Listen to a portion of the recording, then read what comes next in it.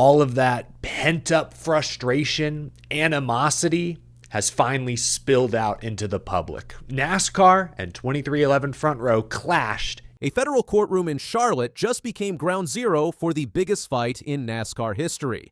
On August 29, 2025, damaging leaked messages and a billionaire team owner's declaration of war turned a routine hearing into a spectacle that could destroy the sport as we know it. This isn't just about racing contracts, it's about power, control, and whether NASCAR can survive what's coming next. At the center of the storm is something called a charter. In NASCAR, a charter gives a team guaranteed entry into races and a larger cut of the prize money. Without one, teams have to qualify every week just to participate. It's like trying to defend your championship title, but not knowing if you'll even be allowed on the court. That's the reality 23XI Racing and Front Row Motorsports are facing. Earlier this year, both teams refused to sign NASCAR's new charter agreement, calling the terms unfair and restrictive. As a result, NASCAR stripped them of their charters, leaving their future hanging in the balance. The financial implications are staggering. Teams with charters receive a guaranteed portion of NASCAR's television revenue, which totals over $800 million annually from deals with Fox, NBC, and Amazon Prime.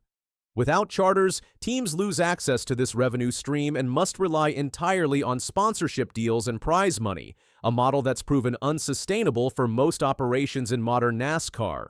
Rather than quietly accept it, they fought back, with a federal antitrust lawsuit accusing NASCAR of monopolistic behavior and controlling the sport like a dictatorship.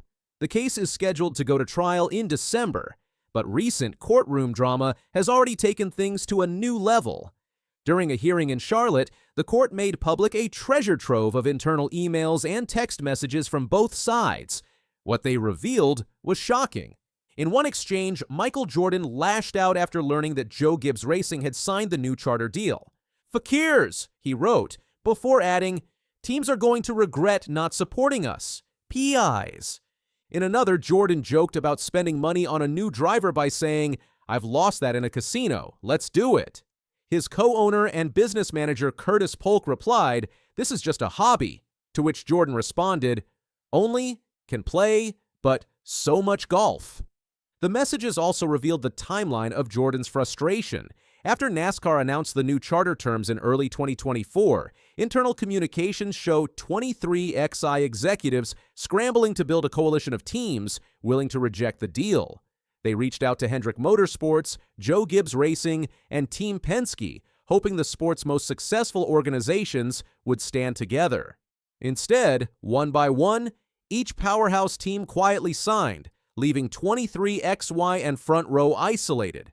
But the 23XI camp wasn't the only side throwing verbal punches. In one particularly chilling message, Steve Laletta, president of 23XY, wrote that Jim France dying is probably the answer to getting fair charter terms, referring to NASCAR's CEO and a member of the France family that has owned the sport since its inception. Meanwhile, Denny Hamlin, Jordan's co-owner and driver, admitted in another message that his despise for the France family runs deep. The texts from NASCAR officials were equally explosive. President Steve O'Donnell described an earlier version of the charter agreement as one that would return the sport to its tiny southern roots, calling it dictatorship, motorsport, redneck, tiny sport. He wasn't praising it, he was venting his frustration. Commissioner Steve Phelps added that teams were being offered 0 wins in negotiations and that their only choice was to sign it or lose their charters. Behind the scenes, NASCAR executives were strategizing hard, discussing how to shut down any attempt by teams to launch a rival racing series. This included locking up all the major tracks and using IP restrictions in the new next-gen cars to prevent them from being raced outside NASCAR. It's a scorched earth strategy that reveals NASCAR's stranglehold on every aspect of stock car racing infrastructure. What makes this particularly damaging is NASCAR's public image versus private reality. For years, the organization has promoted itself as supporting team owners and drivers, emphasizing partnership and collaboration. The leaked messages expose a different mentality entirely, one where teams are viewed as expendable and dissent is met with threats rather than negotiation.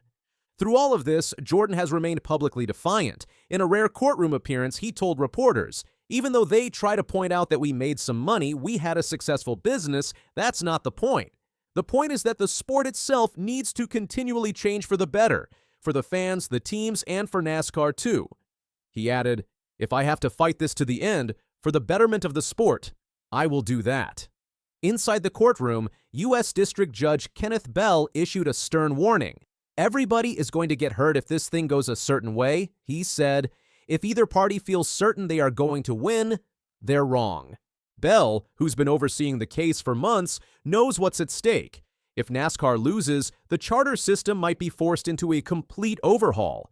They might even have to sell off assets, including racetracks or entire racing series, just to stay compliant with antitrust laws. And if Jordan's side loses, then 23XI and Front Row may be done, permanently. Without their charters, they lose their place in the sport, and with it, their sponsors, their drivers, and their shot at competing on the highest level. Tyler Reddick, one of 23XI's stars, has a clause in his contract that allows him to walk away if his car isn't chartered, and he's not the only one. The ripple effects extend beyond just these two teams. Other team owners are watching nervously, knowing that if NASCAR can strip charters from Jordan and Front Row without consequence, no one is safe. Meanwhile, drivers throughout the garage are questioning their own contract security, and sponsors are reevaluating their investments in a sport that might look completely different in 6 months. Even now, while tensions are boiling over, the fallout is already impacting races. Both Bubba Wallace and Tyler Reddick made the Cup Series playoffs. Denny Hamlin, driving for Joe Gibbs Racing, is in too. NASCAR continues to insist that teams who refused to sign forfeited their rights, but the leaked messages paint a picture of an organization willing to use any means necessary to maintain control. Judge Bell is expected to rule on a motion next week that could temporarily restore 23XY and Front Row's charter status through the end of the season. That would stabilize things for now. But the real showdown comes on December 1st, when both sides will go to trial.